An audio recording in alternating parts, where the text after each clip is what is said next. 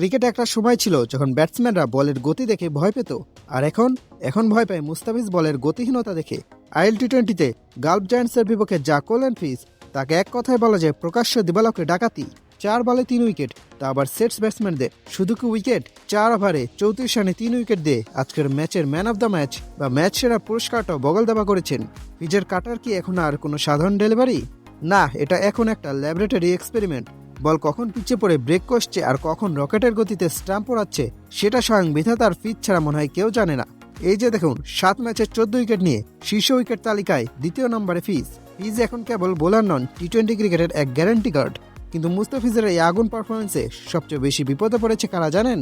Kolkata knight রাইডার্সের management. ডাগআউটে বসে তারা এখন হয়তো কপালে হাত দিয়ে ভাবছেন একাদশ সাজাবো কিভাবে। কেন? কারণ একদিকে আছে 18 কোটির বেবি মালিঙ্গা মাথিসা পাথিরানা, যার ইয়র্কার মানে ব্যাটসম্যানের পায়ের আঙ্গুল ভাঙার ভয়, আর অন্যদিকে মাত্র 9 কোটি দ্য ফিজ, যিনি কাটার দিয়ে ব্যাটসম্যানদের কোমর ভেঙে দিচ্ছেন। এখন প্রশ্ন হলো, 18 কোটির বিএমডাব্লিউ নাকি 9 কোটির এই ম্যাজিক্যাল টার্বো মাঠে নামবেন? পাথিরানা যদি তলোয়ার হয়, মুস্তাফিজ তবে সেই বিস্মাকা সুই, যা দিয়ে অপারেশন সফল কিন্তু রোগী টেরও পায় না কখন প্রাণ গেল। কেকেআর ফ্যানরা তো অলরেডি 2 ভাগে বিভক্ত। এক পক্ষ বলছেন, ভাই 18 কোটি টাকা যখন খরচ করেছি, পাথিরানাকেই খেলাতে হবে। অন্য পক্ষ বলছে, টাকা দিয়ে কি উইকেট পাওয়া যায়? ফিজ আজকেও ম্যাচ সেরা হয়ে প্রমাণ করেছেন তার বর্তমান ছন্দ অন্য লেভেলের। এই ফর্মে থাকা ফিজকে বসিয়ে রাখা মানে তো নিজের পায়ে কোড়াল মারা।